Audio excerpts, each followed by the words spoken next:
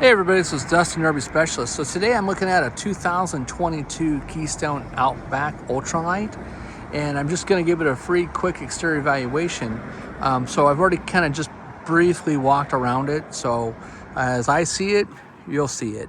So here we go. So first thing, I'm always looking at like the chains, the breakaway switches.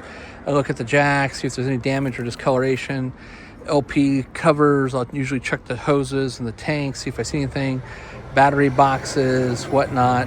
I'm looking for anything that's obvious that's going to cause you problems. I'm looking for, moldings that need screws, like somebody's already added a screw to this end. I'm looking at all the sealants and silicones. I do see on the front cap the decals are getting hammered, and I don't know if it's from the soaps. So I would assume that this unit's probably it's either in direct sunlight all the time or it's getting ran through a RV wash, and that might be causing damage to the actual decals that are on here. So when I was up on a roof on the one unit over here, I noticed there was a bunch of different sealants that were applied to the front cap. So the owner's been battling some leaks on that, and when he comes in, I can go over it with him and recommend have it resealed correctly, but I can tell him, kind of steer him in the right direction what to do. All right, so let's check out this front. So same kind of concept. You can see somebody's been putting a couple different layers of sealant on this sidewall, and they've been battling it the whole time, right? So water's been getting back in here. They've been battling the molding probably, but they've been doctoring that up to prevent any leaks. Most of the sealant so far on the body looks fairly decent. I mean, there's some little spots and areas on it. There's areas that they didn't seal on the magnets. They didn't go far enough back underneath the rail of the gutter. I can see on the awning that the LED lights that are on the sides, the wirings, I would put the split loom on there, some black split loom and corrugated, covering on it. Looking at the skirting, so there's no screws through the S-lock that holds the sheeting in place.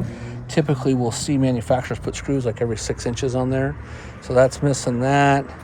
I see there's random screws kind of thrown down through here. These ones down here are starting to back out a little bit and come loose. And then here, remove it. The outside of the door need to be resealed. The window needs to be resealed. The lend a hand needs to be sealed. That decal is all shrunk up, peeling off. I dropped my paperwork, my work order. So none of the windows, especially on the other side, none of the windows have been cap sealed around it, and that acts like a water deflection. Just so like this acts like a water deflection. So when water hits here, it's supposed to kick off. Now, this is a S-lock, and this S-lock is kicked loose pretty decent right here. So you can see me push on it, and I can push it back in there. So that's an indicator that the staples are coming loose from the backside. So again, another reason why to add screws every, whether it be 12 inches, 6 inches, whatever, add some screws to it. I see the fender skirts are starting to crack on it, the mounting screws, and then some of these screws are loose. So I'd recommend to get that tightened up. You could repair both of these ends if you wanted to. Get some black, epoxy, tape the front sides, pull that thing off, re-glue it, stick it back on. You could also add, in other videos that we did, add washers and different sealants and stuff behind the edge. So there's a lip on here. When I zoom in, there's a lip that doesn't quite make full contact, smooth up against the body. It sticks out a little bit. So you could do that. Take off any old decals for the stickers that were there that are kind of corroded up. Now they do have that is actually the new switch. I was going to say they do have new switches that replace those ones, but that actually has the cover on it. So those usually tend to go bad from the water getting in them. But I would go through and I would double check all these moldings. Looks like the rear awning tabs up here need to be tightened a little bit. Same thing with the LED lights. I would get those wrapped up in a split loom, corrugated tubing to protect them. Go back and tighten the awning mounting screws. You can see where the putty's starting to bleed out. So it's again another indication that the moldings can come loose and that it's shaking in transit, vibration. Same thing with the back window. Back window doesn't have any cap seal on it. I would do a cap seal on it. Hey. Insert moldings on the roof line probably need to be replaced. The sides and the back still look in good shape. would definitely do a furnace screen cover, and that keeps the bugs, bees, and wasps and all that from out of there. But stuff like this, you can see where that sealant is let loose. And I don't know if this is a Schwintek slide out or not, but the sealant is pretty much let loose on it. So I didn't check to see if it is or if it's a through frame slide, but usually that's a sign that something's coming loose or that the walls are moving. So you might want to check the adjustments on those. This room's not setting, as straight flush as it should be as you follow it on down. So it might be out of adjustment, and they just come out of adjustment on themselves and normal. Same thing with this refrigerator cover. You can see that it's loose back here. I'm gonna push on it. You can see where it's loose right here, where I'm wiggling it. So that needs to get tightened up. Also, the doors are starting to shrink. So when these doors start to shrink and kick out like that on the sides, you take a risk of losing those doors on the freeway, because there's only little plastic tabs, there's 4 of them, that hold this thing in place. And so when those doors start to buckle, then what happens is that they'll lift out of that little notch and they can just sail off. I would also do some bug screens on the refrigerator. This is a hermetic refrigerator. I'd do bug screens on that just to keep rodents and stuff from getting in there. Same thing with this fender skirt. Starting to crack down here. It's cracked right there. It's cracked right there. And it was cracked down there. So I would get that doctored up. Now they did take and put screws underneath the Z-lock on the slide out. So here's one and here's one. They did about 2 feet apart. This one's actually starting to back out. And so I would copy that on the sidewalls, at least underneath here. It looks like something had smacked this and made a rub mark. But see how they have them on this side? They have one here, they have one here, they have one here. And then here's where they screwed up at the factory. So see how this has got that S-lock? Well, as we come across to here, they forgot to put a piece in there. So that should have got caught at the factory or at the dealership. They forgot to put a piece right here. Same thing, that should have got caught at the dealership or the factory. And same thing right here. So that's basically this whole area from that compartment down is missing that lock, which is supposed to help protect it from leaking and water and stuff getting back behind there. Now they did seal it luckily, but we find stuff like that that's missing all the time.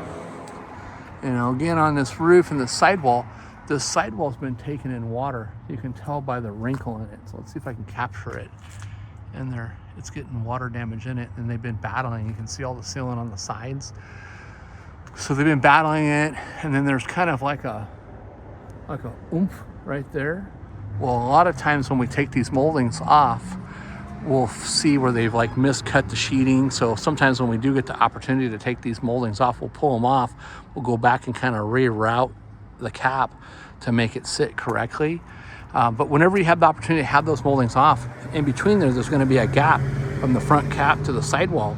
And so that gap, we usually will fill those up with, dyed core non-sag, putty tape, butyl tape. You can use silicone. You can use any kind of adhesive sealant back there and kind of fill that gap up. So even if the outer surface leaked, when people look at this area, right, we're looking at a sight inch, they go, wow, that's pretty thick, right? Compared to my pinky. But what you got to take consideration is, look how much depth this side is compared. So really, that's only being covered by maybe 1/4 of an inch. So as this cap was moving and flexing, it probably should have had a bigger leg molding on it, maybe like a 3/4. This is basically like a 1/2 inch leg. So if you took the thickness of this guy away from that, again, you've only got maybe 1/4 of an inch that's actually making contact with the sidewall itself. So, but that's it in a nutshell. I would obviously, you probably want to do a water heater service or refrigerator service if you haven't. You want to go through and, because it's 3 years old or 4 years old technically now. This technically was built in 10/8 of 21. So it was completed in 21. So you're right there at your, 5-year mark, because it's now 2026. So I know that the unit's in here for a wheel bearing pack, and I think it's a first-time customer. So, you know, when you do see this, please don't think that we're knocking on your unit, but we want to help you preserve it and protect it. We don't want to see you have like further problems down the road. You know, so I mean, I see when I went up there, and I'll go do a video of the roof, you know, the insert moldings at the roof line, they're all shrunk up. So those insert moldings, it's a screw cover that needs to be replaced. And then when I was up on another unit, I seen that there was the original sealant, and then there was tan sealant, and then there was gray sealant added. So you've been battling these leaks. Well, you know, whether you fix it yourself or we help you, you know, or we do it too, I can guide you in that. That's not a big deal. I would also seal your side seams, and then, you know, same thing with, you know, we need to get your side out rooms opened up and see if there's anything going on top of those flanges or those seams as well. Again, there's nothing on any of your windows. So these windows are just sandwiched in place, and if water gets back behind there, and again, you look at this thickness and you think, hey, that's a lot of thickness. Well, when that window's cut, you maybe go down to like, again, maybe 3/8 of an inch, 7/16 of an inch, if that is what's actually sandwiching on the actual wall itself. So we don't want you to get water back there. And it's every so often you want to go back through and you want to tighten up all your windows. So if you're watching this for the first time, you want to go back in and lightly tighten the screws, not with a drill gun, by hand. You want to make sure that all the seals aren't coming loose in the corners, that they haven't shrunk up. You want to make sure that all the weep holes are cleared, that they're not getting clogged, because then the water that gets in through this side can escape, and then it would just get in and run into the inside of the wall. So anyways, other than that, you know, I would give this thing a good bath, get some wax on it. It's starting to get, you know, like the little mold spots growing on the fiberglass, so you don't want to let that get embedded in there too long. And then this one doesn't have a rear ladder on it, so I'll have to grab a ladder when I go up to do the roof inspection on that. And then let's check it out down here. So you do have, you know, again, he's here for a wheel bearing pack, but he's got stock standard suspension, right? He's got thin shackle links.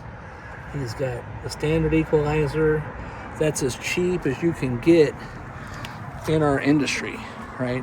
I mean, that's, you know, I don't even know, $150 worth of material versus like a different suspension system, you know. So I would definitely think about upgrading that to like a Dexter Easy Flex kit. It'd make a huge difference on just the shaking and vibration and G-forces of this coach going up and down the road, especially this big of a slide out over your axles. That'll help, you know, minimize in dampening that system. And you can check out the videos and stuff that we have online to learn more about that Dexter kit. I'm gonna get down here on the ground, see what I can see. Oh shoot. Yeah, so your springs, they're looking pretty rough.